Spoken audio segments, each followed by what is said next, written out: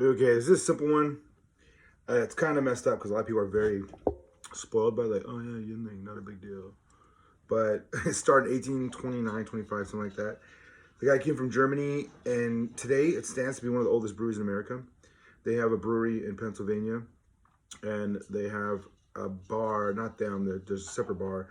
It's one of the oldest bars that are there, and they always get the first shipment. So when you're closer, the beers are actually so fresh, so good. It's actually a little sweet and fruity. When I was in Belgium, I was amazed how strong the beers were, and it was actually very fruit forward. It was amazing, crazy. I see you, I see it. And so for people to be like jaded, oh yeah, it's cool, it's all right, you know, like this is the old recipes. They didn't really change anything.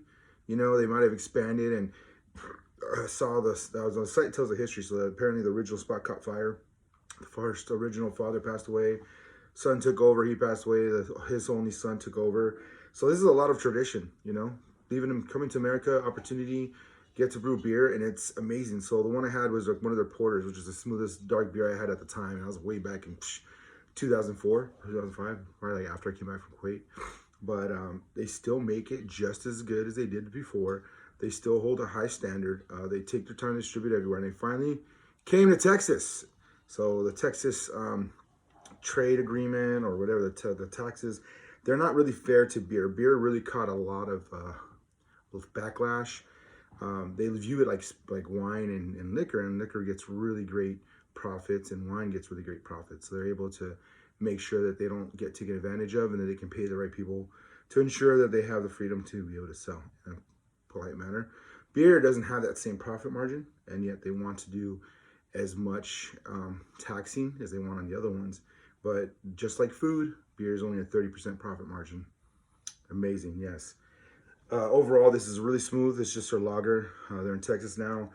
Quick side history is not 100% like crazy accurate because I don't have all the super details, but they started as Eagle Brewery, and Yuengling eventually became their main focus with the name because, you know, it's named after the family.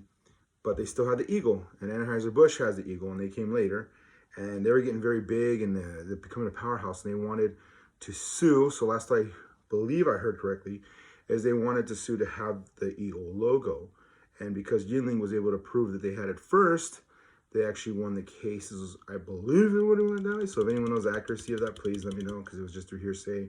And there might have been some Yuengling involved. I don't know. So cool history. American brewery. Long time standing. Still making quality beer.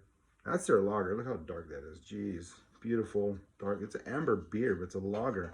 So anyone looking for a different lager, you haven't tried this, give it a shot. It's just, I will say be careful, because I had a couple in the can that aren't the same.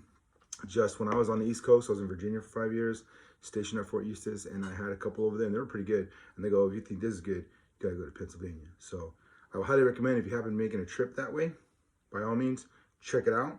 It's the best way, because once you have the good stuff, you'll appreciate this stuff, because like, oh, I haven't had one in a while. But when you're there, and I'm gonna get there. So I'm on my way, hopefully, and then I'll see you soon. Oh, still has your typical yeast and malt qualities, a little floral, all that from the house, balanced. But it is a little sweeter. When I was on the East Coast, it was very floral, very fruity. It was crazy.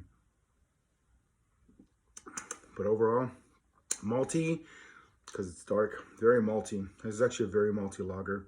Anyone drinking like books and stuff like that, you'll probably like this one. So if not, they have a porter. They brought porter a long time ago, and people were loving it. So here's to you guys. I'll tag you up. Thank you for finally making it to Texas. Anyone who doesn't appreciate, bleep that out. And everyone else that hasn't tried, just give it a shot. You might like it. So there we go. Drink to that. Be safe.